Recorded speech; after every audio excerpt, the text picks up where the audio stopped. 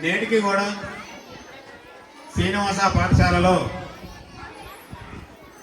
7th class వరకు 8th class వరకు అయితే స్టడీస్ బాగుంటాయి, మిగతా క్లాసెస్లో అంతగా ఉండవు అని చెప్పి ప్రజల యొక్క అభిలాష. దానికి ఒక క్లారిటీ ఇద్దామని ఈరోజు అనుకుంటున్నాను. అదేంటంటే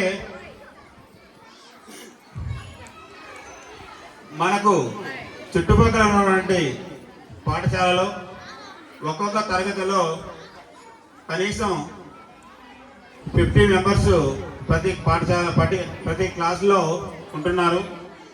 ఆ 50% ఒక తరగతికి 50 మంది ఉండడం వల్ల వాళ్ళల్లో ఉన్నటువంటి చదువుని బయటికి తీస్తూ ఆ పాఠశాలలో 590, 600 మార్కులు వస్తున్నాయి అని చెప్పి అనుకున్నారు.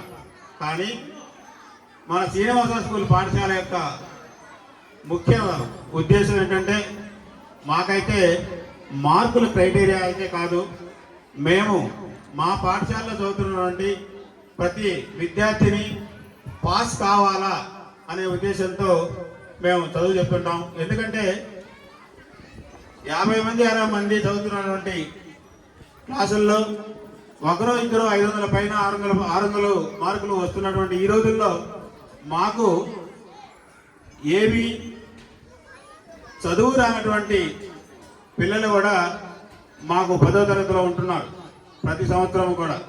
కానీ వాళ్ళందరినీ కూడా 100% రిజల్ట్తో మేము పాస్ చేయిస్తూ ముందుకు సాగిస్తున్నాము. ఈ సందర్భంగా పేరెంట్స్ అందరూ గమనించవలసిన విషయం ఏంటంటే ఎలాంటి విద్యార్థినైనా శ్రీనివాస పాఠశాల పాస్ చేసి వాళ్ళ ఉజ్వల భవిష్యత్తుకు నాంది పలుకుతుందని ఈ సందర్భంగా మీకు అందరికీ తెలియజేస్తున్నాను. కాబట్టి తల్లిదండ్రులందరూ కూడా మాతో సహకరించి మాకు ఇంకొంచెం స్ట్రెంత్ పెంచారంటే మీకు కావాల్సినటువంటి మార్క్స్ నేను గ్యారెంటీగా ఇచ్చేటువంటి హామీని ఈ సభాపూర్వకంగా అందరికీ కూడా తెలియజేస్తున్నా. ఎందుకంటే ఏ విద్యార్థిని నా దగ్గర పంపించినా నేను అలాంటి విద్యార్థిని, చదువు రానటువంటి విద్యార్థిని కూడా పాఠశాలలో చేర్చుకుంటాను. ఈ అబ్బాయి చదవడు అని చెప్పి నేను వెనక్కి పంపాను. ఎందుకంటే ఆ విద్యార్థిలో ఉన్నటువంటి నైపుణ్యతని మా పాఠశాలలో పనిచేస్తున్నటువంటి ఉపాధ్యాయులు బాగా కృషి చేసి వాళ్ళని బయటికి తీసుకొని వచ్చి వాళ్ళు ఖచ్చితంగా పాస్ చేసే బాధ్యత తీసుకున్నారు వాళ్ళు.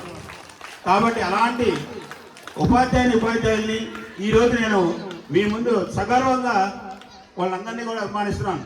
ఎందుకంటే పాఠశాలలో డెడికేషన్ అనేటువంటిది ఇంపార్టెంట్. మా పాఠశాలలో జరిగినటువంటి ప్రతి చిన్నారి సోషల్ యాక్టివిటీస్ కావచ్చు, అదర్ యాక్టివిటీస్ కావచ్చు, వాళ్ళ డ్యాన్సులు కానీ ఈరోజు చూస్తున్నారు, నిన్న కానీ ఈరోజు కానీ మా టీచర్స్ సొంతగా వాళ్ళ ఆలోచన మేరకు ఈ యొక్క కల్చరల్ యాక్టివిటీస్ నిర్వహిస్తున్నారు. అంతేగాని ఏ డ్యాన్స్ టీచర్ని పెట్టుకోనో లేదంటే ఇంకెవరినో పెట్టుకోనో కాదు. కాబట్టి ఇలాంటి టాలెంట్ ఉన్నటువంటి టీచర్స్ పేరెంట్స్లో ఇంకొక ఆలోచన కూడా ఉంది. ఆ పాఠశాలలో ఉపాధ్యాయులు ఉండరు, వెళ్ళిపోతుంటారు అనేది. అది పాఠశాల తప్పు కాదు.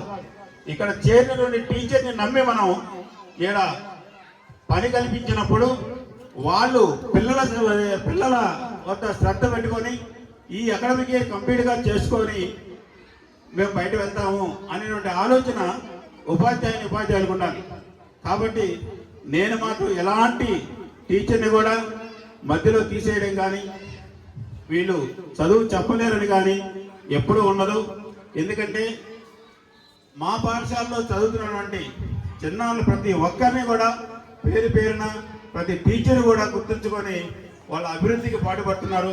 కాబట్టి వాళ్ళని ఈ సభాముఖంగా ఇంకొకసారి నేను అభినందిస్తూ ఈనాటి మన సమావేశానికి చీఫ్ గెస్ట్గా వచ్చినటువంటి కిషోర్ గారు 2 మాటలు మాట్లాడమని కోరుతున్నాను.